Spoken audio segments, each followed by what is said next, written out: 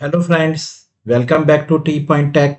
Students, core Java की series में previous video में हमने कवर किया था मल्टी थ्रेडिंग के कुछ इंपॉर्टेंट प्रोग्राम्स। आज इस वीडियो में हम कवर करने जा रहे हैं मल्टी थ्रेडिंग का बहुत ही इंपॉर्टेंट टॉपिक जो है सिंक्रोनाइजेशन। स्टूडेंट, सिंक्रोनाइजेशन एक कॉन्सेप्ट है, एक मैकेनिज्म है जिसका यूज करके आप मल्टी थ्रेडेड एनवायरनमेंट को सिंक्रोनाइज कर सकते हैं। ये हमें इसलिए करना पड़ता है जिससे कि हम अपने प्रोग्राम में जो हम प्रोसेस करा रहे हैं डेटा, जो कॉन्करेंटली प्रोसेस हो रहा है मल्टीपल थ्रेड्स से, ठीक है, वो इनकंसिस्टेंस ना हो पाए और कोई अनएक्सपेक्टेड बिहेवियर हमारे प्रोग्राम में ना आ पाए। इसके लिए हमें सिंक्रोनाइज करना पड़ता है अपने मल्टीपल थ्रेड्स को। इसका आपको एग्जांपल देके मैं समझाता हूं कि सिंक्रोनाइजेशन की जरूरत क्यों पड़ती है। देखिए स्टूडेंट्स, इसका एक रियल लाइफ एग्जांपल कवर करते हैं, फिर थ्योरी आपको समझाएंगे।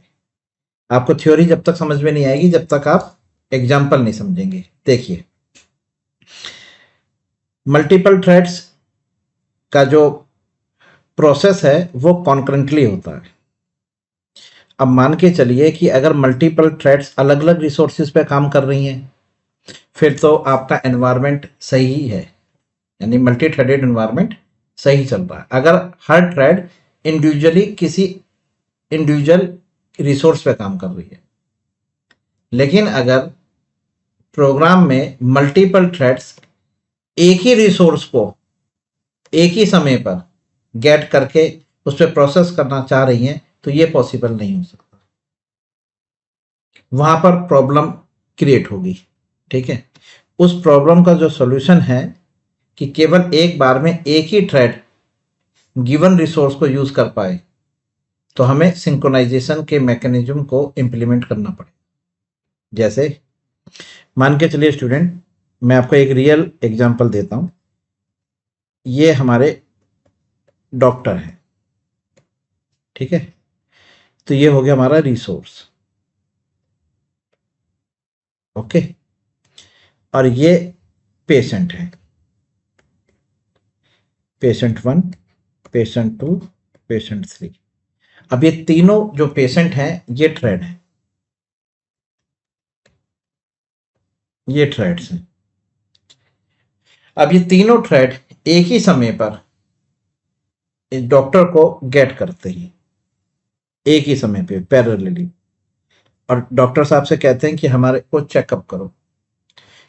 तो क्या ये पॉसिबल है कि एक ही समय पर डॉक्टर इन तीनों पेशेंट को चेकअप कर सके, एग्जामिन कर सके? ये पॉसिबल नहीं हो सकता ना। एक बार में केवल एक ही तो पेशेंट को चेक करेगा कि उसको क्या दिक्कत है। तो आप इस मैकेनिज्म को समझिए कि यहाँ पर मल्टीपल थ्रेड्स हैं। थ्रेड्स यानी हमारे तीन पेशेंट हैं जो एक ही समय पे डॉक्टर को गेट करने की कोशिश कर रहे हैं। तो ये पॉसिबल नहीं हो पाएगा डॉक्टर के लिए कि वो एक ही समय पर तीनों मरीजों को एक साथ चेकअप कर सके। तो हमें यहाँ पर सिंक्रोनाइजेशन का जो कॉन्सेप्ट है उसको इंप्लीमेंट करना पड़ेगा। क्यों? जिससे कि डॉक्टर एक बार में केवल एक ही मरीज को चेक कर पाए। तो हम क्या करेंगे स्टूडेंट, हम बीच में यहाँ पर मान के चलिए मैंने रिसेप्शनिस्ट या पियोन लगा दिया, जिसे कंपाउंडर कहते हैं, है ना, कंपाउंडर लगा दिया, ये पियोन है। तो क्या होगा, ये थ्रेड इस पियोन के पास आएंगी और पियोन क्या करेगा, इनको टोकन दे देगा। क्या दे देगा? टोकन। टोकन वाइज आ जाइए। अब जिसका टोकन नंबर आएगा वही थ्रेड इस डॉक्टर के पास गेट होगी।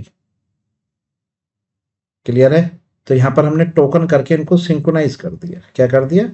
सिंक्रोनाइज्ड। अगर हम इनको सिंक्रोनाइज नहीं करेंगे तो आपने देख लिया प्रॉब्लम क्या फेस करने को मिल रही है। सभी पेशेंट एक बार में ही डॉक्टर को गेट करने की कोशिश कर रहे हैं, जो पॉसिबल हो ही नहीं सकता। इसलिए हमने यहाँ पर सिंक्रोनाइज मैकेनिज्म को इंप्लीमेंट कराया। तो पियोन क्या कर रहा है, इन थ्रेड्स को सिंक्रोनाइज कर रहा है, टोकन दे दिया, बट टोकन के हिसाब से अब एक एक कर पेशेंट पाएंगे। समझ में आ गया सिंक्रोनाइजेशन?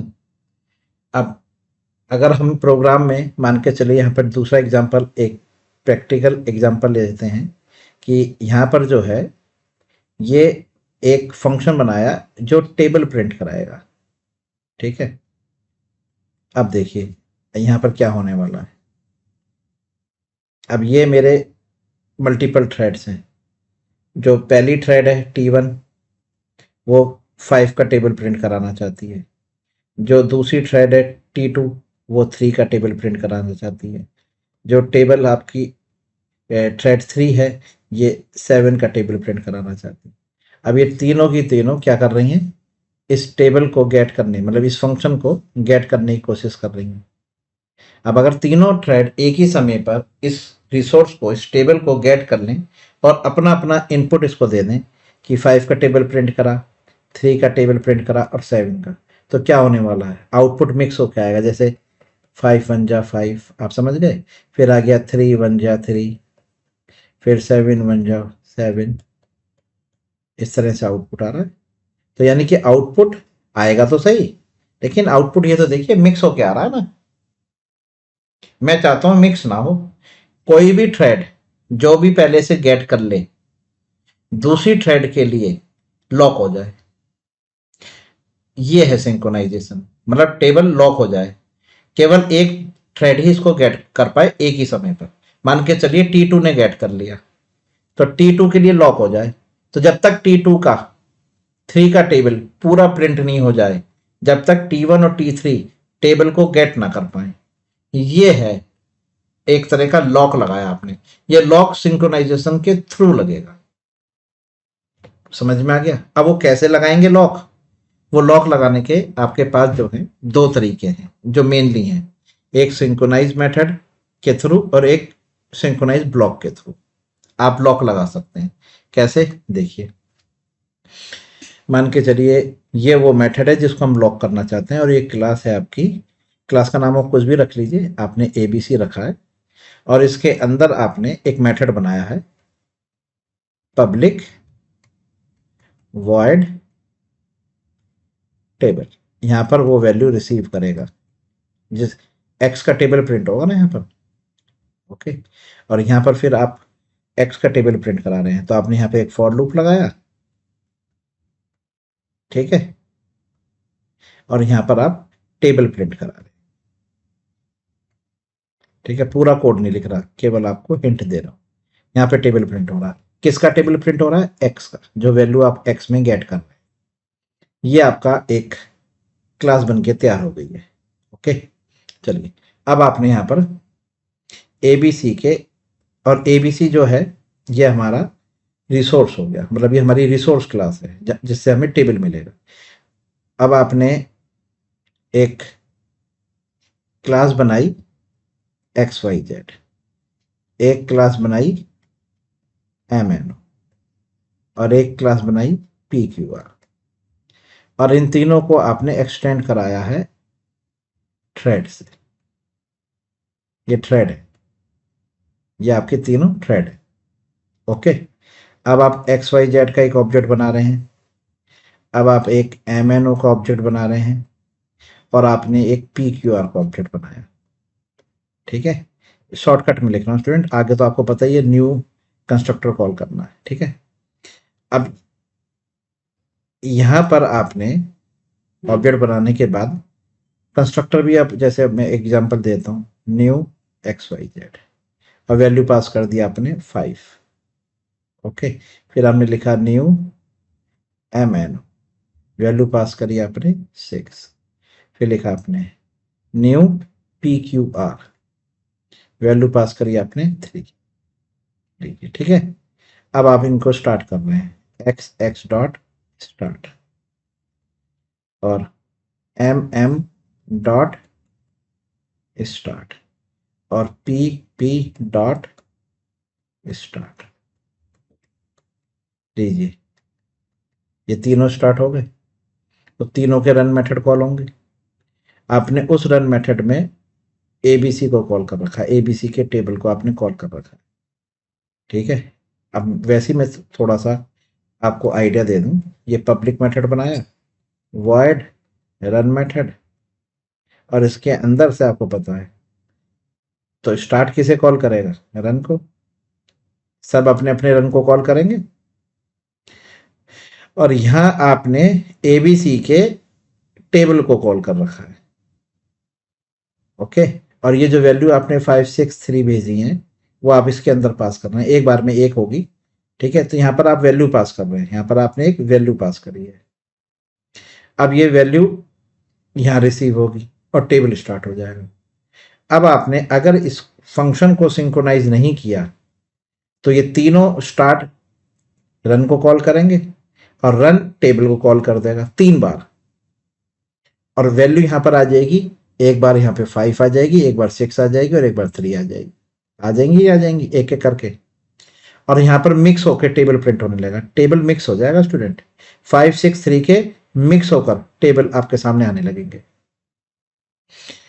जैसे 5 1 जा 5, 6 1 जा 6, 3 1 जा 3, फिर 5 2 जा 10, 6 2 जा 12, 3 2 जा 6, इस तरह से मिक्स होकर आउटपुट आपको दिखने लगेगा।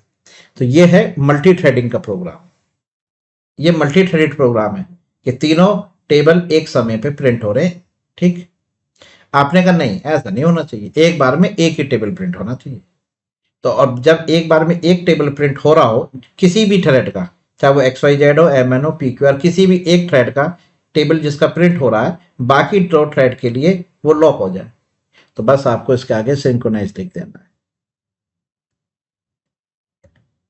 बस सिंक्रोनाइज कीवर्ड है स्टूडेंट, रिजर्व कीवर्ड है, आप उसका यूज कर दीजिए। बस आपको इसके आगे, इस फंक्शन के आगे, इस मेथड के आगे आप सिंक्रोनाइज लिख दीजिए। जैसे आप इस मेथड के आगे सिंक्रोनाइज लिख देंगे तो जो भी थ्रेड इस टेबल को पहली बार गेट करेगी, उस टेबल के लिए, उस थ्रेड के लिए टेबल लॉक हो जाएगा। तो जब तक ये टेबल पूरा उस थ्रेड का प्रोसेस कंप्लीट नहीं कर देगा, जब तक दूसरी थ्रेड इसको गेट नहीं कर सकती। ठीक है, ये है सिंक्रोनाइज मेथड। क्लियर? कोई डाउट? चलिए, सबसे पहले आपको सिंक्रोनाइज मेथड का ही एग्जांपल देके समझाते हैं, फिर आपको सिंक्रोनाइज ब्लॉक समझाएंगे। ठीक है, चलिए इसको इंप्लीमेंट कराते हैं।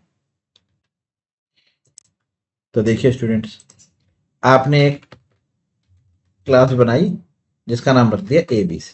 ओके, और इसके अंदर फिर आपने एक मेथड बनाया पब्लिक वॉइड टेबल, जिसमें आप एक वैल्यू रिसीव करेंगे इंटीजर टाइप, और उसका आपको टेबल प्रिंट कराना है। ये देखिए फॉर लूप,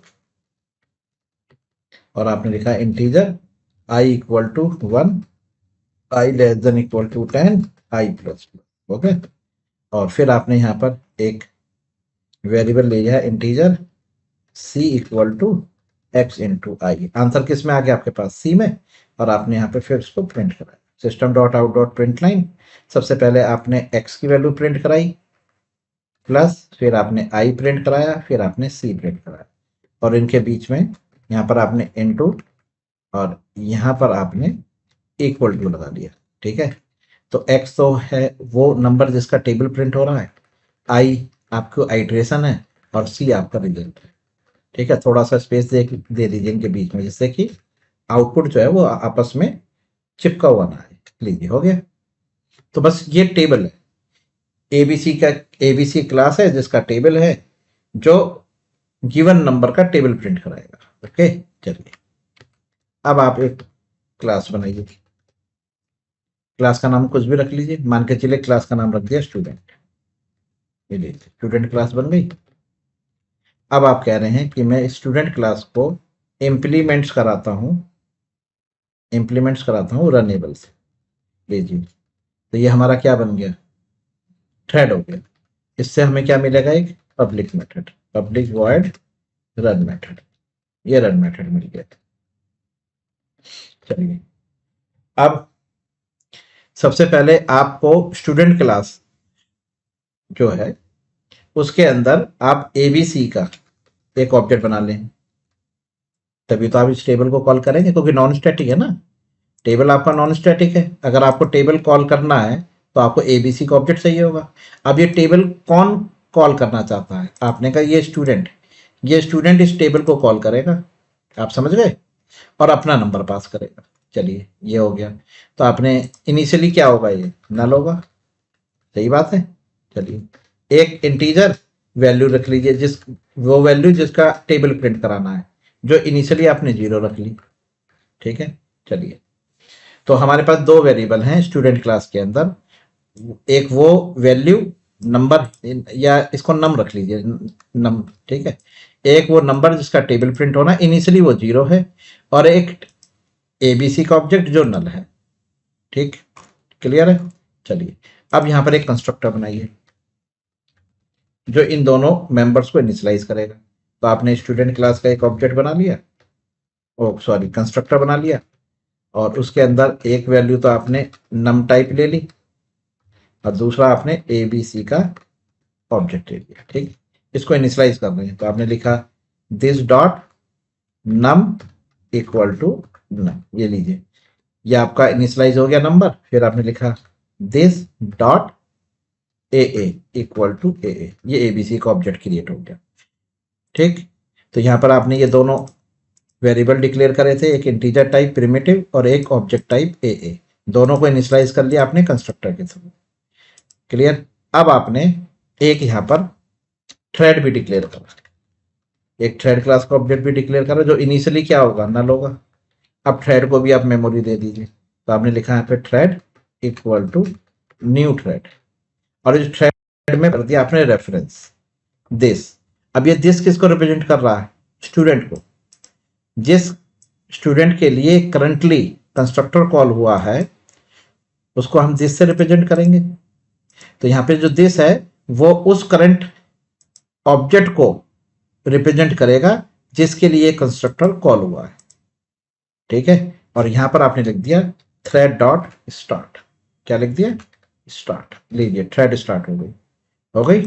और थ्रेड स्टार्ट होते ही रन मेथड को कॉल करेगी। रन मेथड के अंदर आपने किसको कॉल कर दिया, टेबल को, और वैल्यू पास कर दी जो आपने नम में रिसीव करी है। लीजिए, हो गया सॉल्व। तो देखिए, एक बार हम आपको दोबारा समझा देते हैं। एक क्लास स्टूडेंट है जो इंप्लीमेंट करा रही है रनेबल को। रनेबल इंटरफेस है जो आपको थ्रेड क्रिएट करके देगा। रनेबल से मिला आपको रन मेथड। रन मेथड के अंदर आपने इस टेबल को कॉल करना है। ठीक, अब टेबल जो है वो नॉन स्टैटिक है, इसलिए आपको एबीसी का ऑब्जेक्ट क्रिएट करना है। तो आपने स्टूडेंट क्लास के अंदर एबीसी का ऑब्जेक्ट क्रिएट करा, एक थ्रेड का ऑब्जेक्ट क्रिएट करा, और एक वैल्यू जिसका आपको टेबल प्रिंट कराना है। 3 वेरिएबल आपने डिक्लेयर करे हैं, एक प्रिमिटिव टाइप है, 2 ऑब्जेक्ट टाइप है। तीनों को आपने स्टूडेंट क्लास के कंस्ट्रक्टर के अंदर इनिशियलाइज कर लिया। ठीक है, नम जो लोकल वेरिएबल है जो इस स्ट्रेस वेरिएबल को इनिशियलाइज कर देगा, this dot num this dot a, और ये दिस जो है वो रिप्रेजेंट करेगा उस ऑब्जेक्ट को जिसके लिए कंस्ट्रक्टर काम कर रहा है। क्लियर, समझ में आ गया।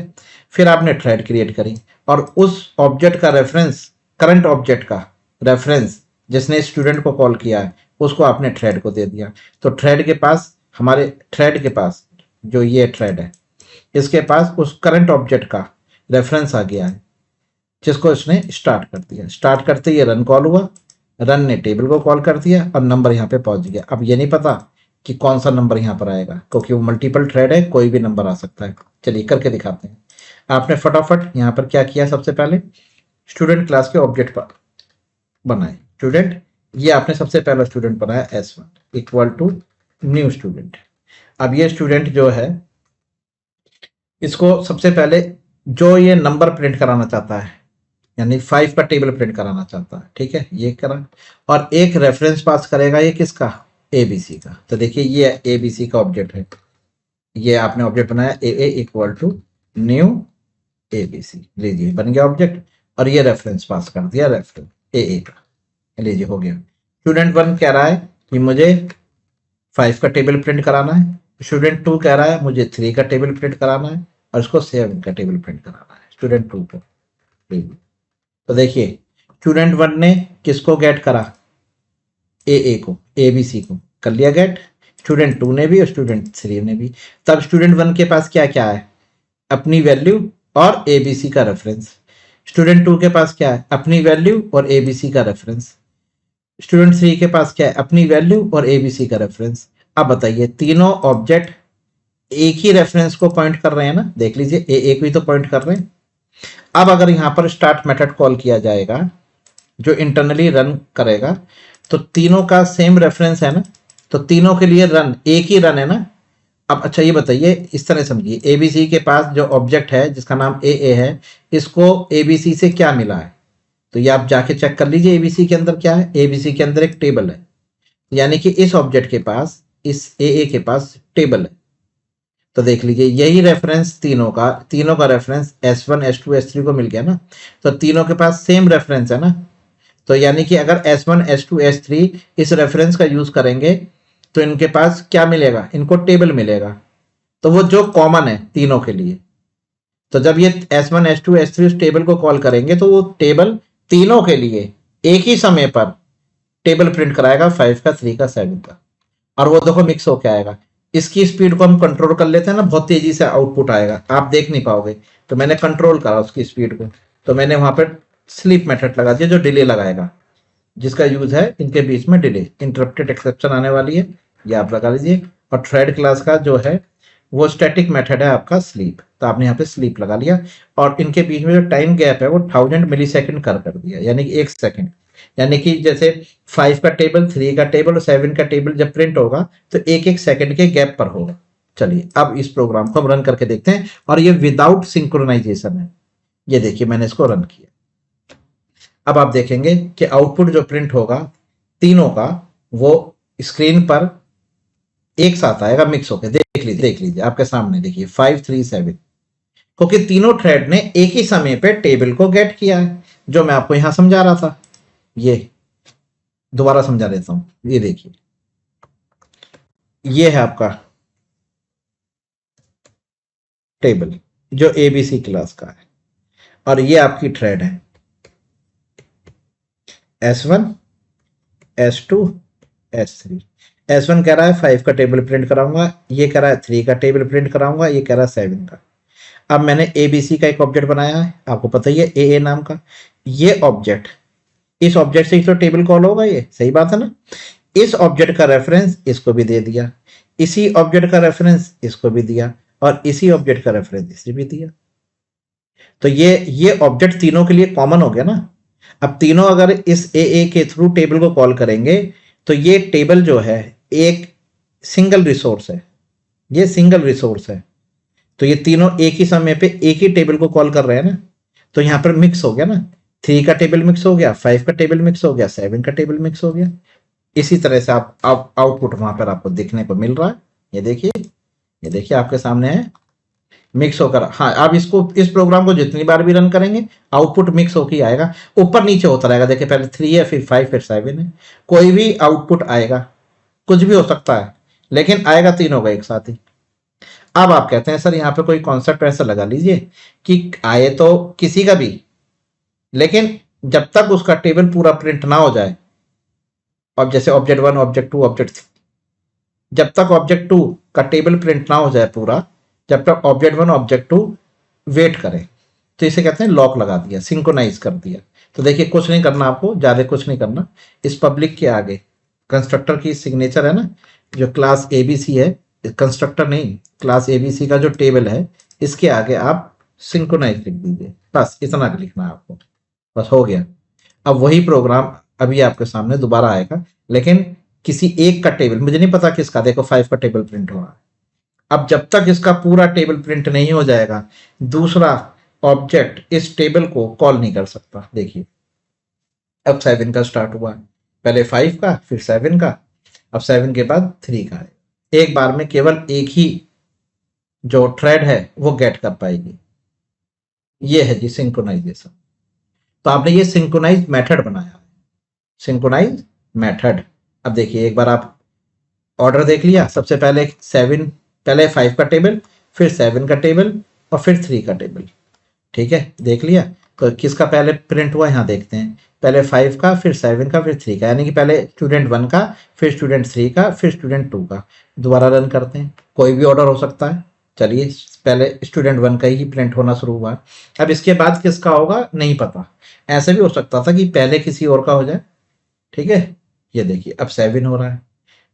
ठीक, तो यानी कि मल्टीपल थ्रेड्स एक साथ टेबल को कॉल कर रही है, लेकिन जो भी पहले कॉल कर बैठा है, मतलब जिसको भी पहले टेबल मिल गया उसके लिए लॉक हो गया। क्लियर है स्टूडेंट्स? ये है सिंक्रोनाइज मेथड। अब आपको दूसरा एग्जांपल देते हैं जो है सिंक्रोनाइज ब्लॉक। अब ब्लॉक का यूज किस लिए करते हैं, चलिए पहले उसे समझते हैं। देखिए सिंक्रोनाइज मेथड में आपने पढ़ा लॉक द होल मेथड, पहला point. Only one thread can execute it at A time on the same object. Clear? Same object क्या था? ए, और वही ए ऑब्जेक्ट मैंने मल्टीपल ये बनाया था ना, ए नाम से ऑब्जेक्ट, जो मैंने स्टूडेंट 1 को, स्टूडेंट 2 को, स्टूडेंट 3 को, तीनों को सेम रेफरेंस दिया था। और ये किसको कॉल कर रहा था? टेबल को। क्लियर? ये वाली सिचुएशन थी। अब है सिंक्रोनाइज ब्लॉक। सिंक्रोनाइज ब्लॉक में क्या होता है, आप स्पेसिफिक पार्ट को सिंक्रोनाइज कर सकते हैं। You can synchronise only the part of the method that access shared resources. ठीक है, देखिए थ्योरी से शायद एक बार को समझ में ना आए, आप इसको इस तरह समझिए। जैसे अभी मैंने मेथड बनाया था ना क्लास, वही एग्जांपल दोबारा से कवर कर रहे हैं। ये देखिए ये आ गया आपके सामने, और यहां पर आपने मेथड लिखा public void table integer x। और अभी आपने जो देखा था वो आपने देखा था कि मैंने सिंक्रोनाइज यहां लिखा था, यहां लिखा था ना। अब की बार मैं यहां नहीं लिखूंगा, ओके। अब की बार मैं इसके अंदर सिंक्रोनाइज ब्लॉक बनाऊंगा। बस सिंक्रोनाइज ऐसे लिखना है, और उसके आगे दिस उस करंट ऑब्जेक्ट को पास कर रहा हूं जिसके लिए टेबल प्रोसेस कर रहा है। ये देखिए सिंक्रोनाइज ब्लॉक, और इसको मैंने यहां पर ये स्टेटमेंट लिख दी। अब देखिए इसके ऊपर लिखी है मैंने स्टेटमेंट 1, और यहां लिखी है मैंने स्टेटमेंट 2, ओके।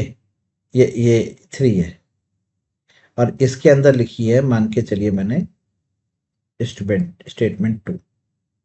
तो देखिए केवल स्टेटमेंट 2 ये वाली जो है ये सिंक्रोनाइज्ड हुई है। तो देखिए अब अगर मैं एबीसी के ऑब्जेक्ट बनाऊं, एबीसी का एक ऑब्जेक्ट बनाया, ओके, और फिर एक स्टूडेंट क्लास के मैंने ऑब्जेक्ट बनाए, एक S1 बनाया, एक S2 बनाया, एक S3 बनाया। ठीक है स्टूडेंट्स, 3 ऑब्जेक्ट बना लिए, और तीनों को मैंने सेम रेफरेंस दे दिया। स्टूडेंट 1 के पास भी ए का रेफरेंस है, स्टूडेंट 2 के पास भी ए का रेफरेंस है, स्टूडेंट 3 के पास भी। अब ये ए के थ्रू इस टेबल को कॉल करेंगे। तो ये S1 S2 S3 इस टेबल के स्टेटमेंट 1 तक तो तीनों एक साथ आ जाएंगे। यानी कि स्टेटमेंट 1 जो है वो स्टूडेंट 1 के लिए भी प्रोसेस कर जाएगी, स्टूडेंट 2 के लिए भी प्रोसेस करेगी, फिर स्टूडेंट 3 के लिए भी प्रोसेस करेगी एक ही समय पर, लेकिन उसके बाद सिंक्रोनाइज हो जाएंगे। अब इन तीनों में से जो भी यहां पर पहले आएगा उसके लिए लॉक हो जाएगा इतना हिस्सा। स्टेटमेंट 2 केवल किसी एक ऑब्जेक्ट के लिए, चाहे वो S1 हो, चाहे S2 हो, S3 के लिए एग्जीक्यूट करेगा, ओके। और फिर बाहर निकल गए स्टेटमेंट 3 पे आएगा। तो मतलब आप ये समझिए कि स्टेटमेंट 1 तक तो तीनों की तीनों थ्रेड एक साथ आ सकती हैं टेबल के अंदर, और उसके बाद फिर वो सिंक्रोनाइज हो जाएंगी। जैसे एक रूम ये है, एक रूम ये है, ये वाला रूम सिंक्रोनाइज्ड है, और ये सिंक्रोनाइज नहीं है, और ये यहां पर थ्रेड है, ये S1 की थ्रेड है, ये S2 की थ्रेड है, ये स्टूडेंट 3 की थ्रेड है। तो ये इस रूम तक तो तीनों एक बार में एक साथ ही आ जाएंगे, लेकिन इसके आगे फिर एक एक करके जाएंगे। बस वही चीज मैं यहां पर समझा रहा हूं। टेबल के अंदर ये तीनों एक साथ आएंगे स्टेटमेंट 1 तक, उसके बाद फिर एक एक करके जाएंगे। ओके, समझ में आ गया? चलिए देखते हैं, इसको भी इंप्लीमेंट करके दिखाते हैं। देखिएगा प्रोग्राम सेम रखते हैं जिससे कि आपको आसानी में। अब की बार मैंने क्या करा स्टूडेंट, यहां पे सिंक्रोनाइज नहीं लिखा, यहां नहीं लिखा, मैं प्रोग्राम के अंदर आया और मैंने ये जो फॉर लूप लिखा है ना इसको सिंक्रोनाइज करा मैंने, और यहां पे पास कर दिया दिस। तो ये लॉक लगा देगा। दिस किसको रिप्रेजेंट करेगा? उस ऑब्जेक्ट को जिसके लिए ये ब्लॉक करंटली काम करेगा। ये देखिए दिस लगा दिया, और ये ट्राई कैच लिख दिया। ठीक है, थोड़ा सा आप इसको अलाइन कर लीजिए जिससे कि आपको समझ में आ जाए। ये देखिए कैच ब्लॉक में मैंने कुछ टाइप नहीं करा है, आप चाहें तो यहाँ पर एक स्टेटमेंट प्रिंट करा लीजिए। ये लीजिए, ये आपने एक्सेप्शन भी प्रिंट करा लीजिए। ये इस तरह से हुआ स्टूडेंट, देख लीजिए। ये सिंक्रोनाइज ब्लॉक बना है और ये फॉर लूप लगाया, ये देख लीजिए, हो गया। ठीक, अब आपने इसके ऊपर यहाँ पर कुछ लिख लीजिए। और चलिए एक काम करते हैं, स्ट्रिंग के साथ साथ ना उस स्टूडेंट का नाम भी गेट करते हैं, स्टूडेंट नेम। अब स्टूडेंट का नाम भी साथ में आएगा, तो यहाँ पे मैं नाम प्रिंट करा लूंगा स्टूडेंट का, ठीक है। और यहाँ लिख दूंगा वेलकम, वेलकम और स्टूडेंट का नाम, वेलकम कॉमा और स्टूडेंट का नाम प्रिंट करा दिया, ठीक है। चलिए अब इसके बाद यहां तक तो तीनों एक साथ आ जाएंगे। अब मुझे नहीं पता स्टूडेंट 1 पहले आएगा, स्टूडेंट 2 या स्टूडेंट 3, जो भी आएगा उसको वेलकम कर लिया जाएगा। लेकिन उसके बाद जब आगे बढ़ेगा यहां पर तो वो सिंक्रोनाइज हो जाएगा, ठीक है। यानी कि आधा हिस्सा सिंक्रोनाइज्ड है और आधा हिस्सा नॉन सिंक्रोनाइज्ड है। तो यहां तक तो ये नॉन सिंक्रोनाइज्ड है और उसके बाद ये सिंक्रोनाइज्ड है, क्लियर है। तो ये हो गया सिंक्रोनाइज ब्लॉक, वेलकम। और उसके बाद टेबल किसी एक का ही प्रिंट होगा, आ गई समझ में। चलिए शुरू करें। चलिए तो एक चीज हमने पैरामीटर एक्स्ट्रा कर लिया है, तो स्टूडेंट एक पैरामीटर आपको भी यहाँ पर एक लेना पड़ेगा ना। अब स्टूडेंट का नाम भी तो लेना पड़ेगा, नेम ले लिया। चलो इनिशियली ये भी नल है, ठीक है। फिर यहाँ पे भी आप एक पैरामीटर लीजिए नेम, ये आपने ले लिया।